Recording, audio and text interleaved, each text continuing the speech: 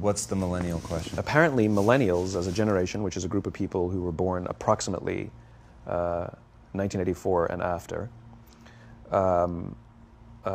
are tough to manage. And they're accused of being entitled and narcissistic and self-interested, unfocused, lazy. But entitled is the big one.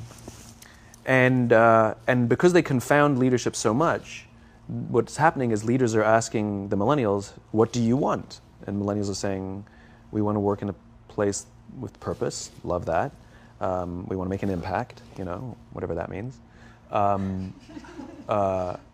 We want free food and beanbags.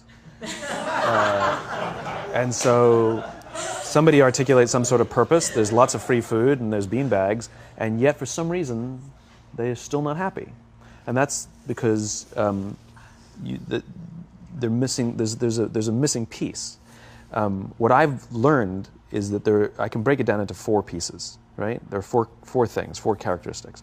One is parenting, the other one is technology, the third is impatience, and the fourth is environment. The generation that we call the millennials, too many of them grew up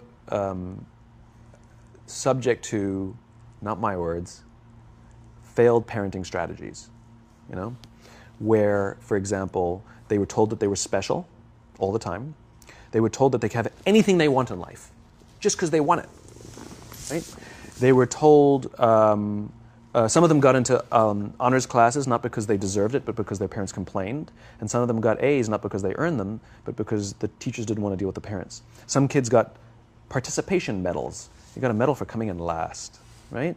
Which the science we know is pretty clear, which is it devalues the medal and the reward for those who actually work hard. And it actually makes the person who comes in last feel embarrassed because they know they didn't deserve it. So it actually makes them feel worse, right?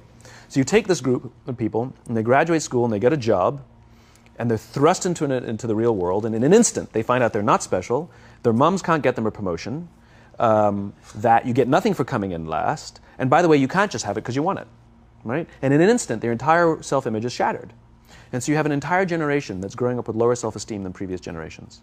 The other problem, to compound it, is we're growing up in a Facebook, Instagram world. In other words, we're good at putting filters on things. We're good at showing people that life is amazing even though I'm depressed, right? And so everybody sounds tough, and everybody sounds like they got it all figured out. And the reality is there's very little toughness, and most people don't have it figured out. And so when the more senior people say, well, what should we do? They sound like, this is what you got to do. And they have no clue. Right? So you have an entire generation growing up with lower self-esteem than previous generations, right? Through no fault of their own. Through no fault of their own, right? They were dealt a bad hand, right? Now let's add in technology. We know that engagement with social media and our cell phones releases a chemical called dopamine. That's why when you get a text, it feels good, right? So, we've all had it where you're feeling a little bit down or feeling a bit lonely, and so you send out 10 texts to 10 friends, hi, hi, hi, hi, hi, because it feels good when you get a response, right? Right? It's why we count the likes. It's why we go back 10 times to see if my Instagram is growing slower, did I do something wrong? Do they not like me anymore, right? The trauma for young kids to be unfriended, right? Because we know when you get it, you get a hit of dopamine, which feels good. It's why we like it. It's why we keep going back to it. Dopamine is the exact same chemical that makes us feel good when we smoke, when we drink, and when we gamble. In other words, it's highly, highly addictive. Right?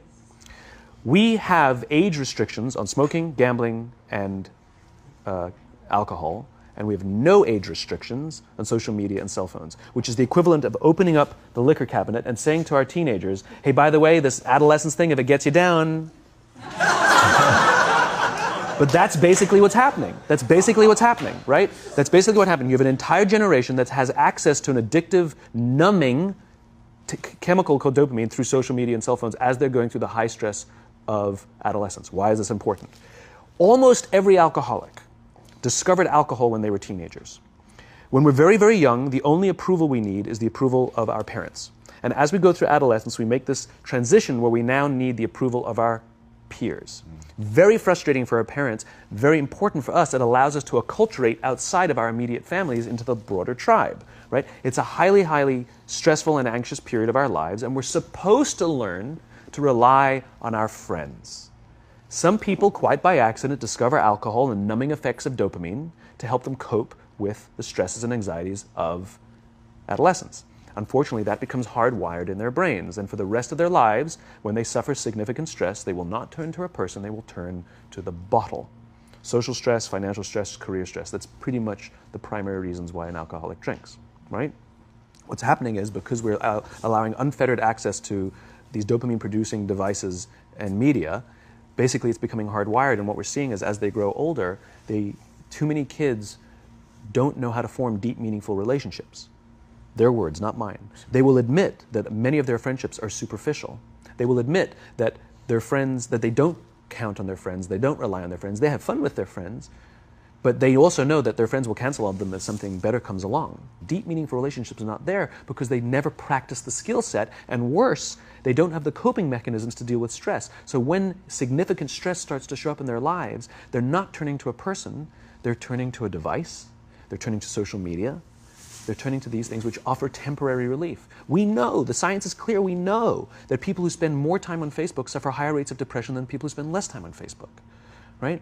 These things balanced. Alcohol is not bad, too much alcohol is bad. Gambling is fun, too much gambling is dangerous, right? There's nothing wrong with social media and cell phones. It's the imbalance, right? If you're sitting at dinner with your friends and you're texting somebody who's not there, that's a problem. That's an addiction. If you're sitting in a meeting with people you're supposed to be listening to and speaking, and you put your phone on the table, face up or face down, I don't care, that sends a subconscious message to the room that you're just not that important to me right now, right? That's what happens. And the fact that you cannot put it away is because you are addicted, right? If you wake up and you check your phone before you say good morning to your girlfriend, boyfriend, or spouse, you have an addiction. And like all addiction, in time, it'll destroy relationships, it'll cost time, and it'll cost money, and it'll make your life worse, right? So you have a generation growing up with lower self-esteem that doesn't have the coping mechanisms to deal with stress, right? Now you add in the sense of impatience, right? They've grown up in a world of instant gratification. You want to buy something, you go on Amazon, it arrives the next day. You want to watch a movie? Log on and watch a movie. You don't check movie times. You want to watch a TV show? Binge. You don't even have to wait week to week to week, right? I know people who skip seasons just so they can binge at the end of the season, right?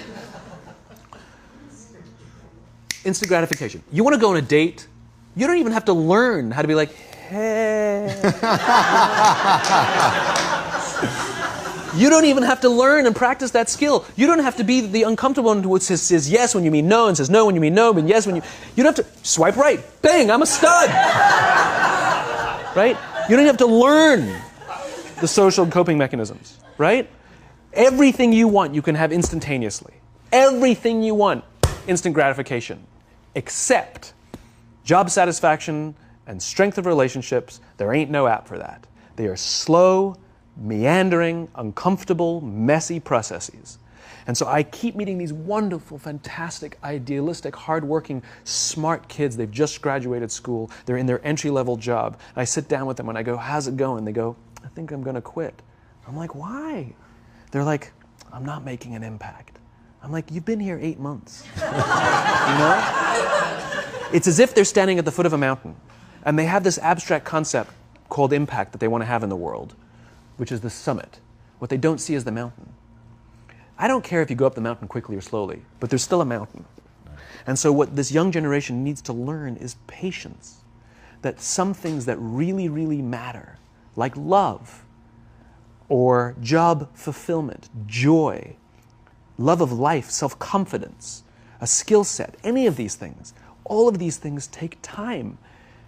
Sometimes you can expedite pieces of it, but the overall journey is arduous and long and difficult. And if you don't ask for help and learn that skill set, you will fall off the mountain, or you will, the worst case scenario, and we're already seeing it, the worst case scenario is we're seeing an increase in suicide rates, we're seeing an increase in this generation, we're seeing an increase in accidental deaths due to drug overdoses, we're seeing more and more kids drop out of school or take leaves of absence due to depression, unheard of.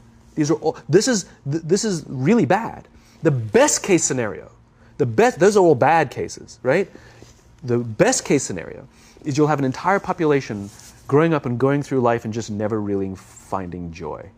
They'll never really find deep fulfillment in work or in life. They'll just waft through life and it'll be just, it's fine.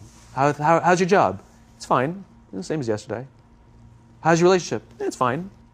Like that's the best case scenario. Which leads me to the fourth point, which is environment.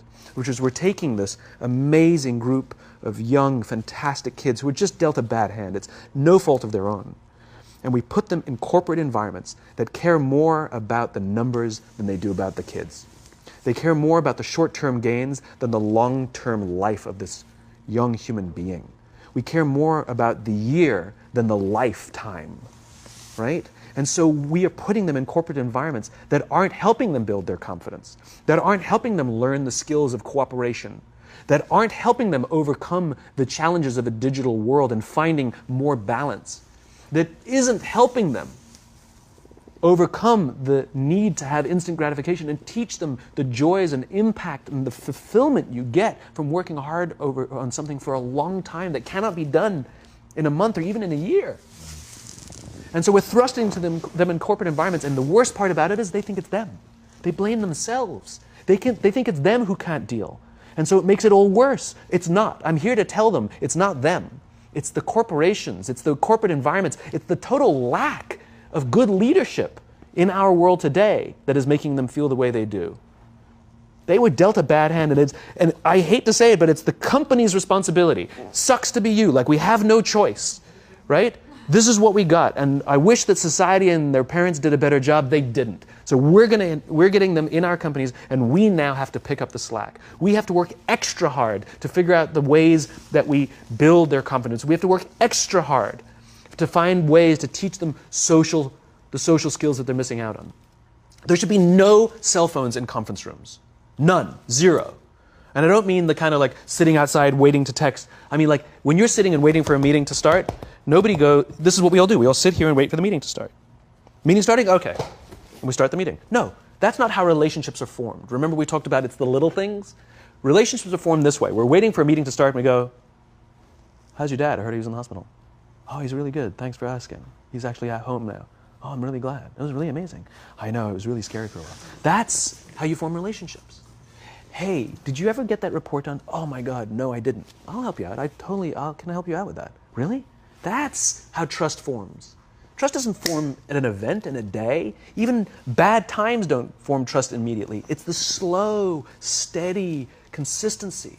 And we have to create mechanisms where we allow for those little innocuous interactions to happen. But when we allow cell phones in conference rooms, we just, okay, have the meeting. And then my favorite is like when there's a cell phone there and you go like this, you go. It rings and you go. I'm not going to answer that. Like, Mr. Magnanimous, you know? When you're out for dinner with your friends, like, I do this with my friends. When we're going out for dinner and we're leaving together, we'll leave our cell phones at home. Who are we calling? Maybe one of us will bring a phone in case we need to call an Uber or take a picture of our meal. That goes without saying, come on. I'm an idealist, but I'm not insane. You know? Not a heathen. I mean, it looked really good. We'll take one phone. And so it's like an alcoholic. The reason you take the alcohol out of the house is because we cannot trust our willpower. We're just not strong enough. But when you remove the temptation, it actually makes it a lot easier. And so when you just say, don't check your phone, people literally will go like this. And somebody will go to the bathroom, and what's the first thing we do? Because I wouldn't want to look around the restaurant for a minute and a half, you know? But if you don't have the phone, you just kind of enjoy the world. And that's where ideas happen. The constant engagement is not where you have innovation and ideas. Ideas happen when our minds wander and we go, and you see something, I bet they could do that. That's called innovation, right? But we're taking away all those little moments, right? You should not, and none of us should charge our phones by our beds. We should be charging our phones in the living rooms, right? Remove the temptation. You wake up in the middle of the night because you can't sleep, you won't check your phone, which makes it worse. But if it's in the living room, it's relaxed, it's fine. But it's my alarm clock. Buy an alarm clock. They cost $8, right? I'll buy you an alarm. Simon, thank you again My so pleasure. much for sharing with My us. pleasure. Man. Thank you This very, was very much. really beautiful. Thank you. Thank you.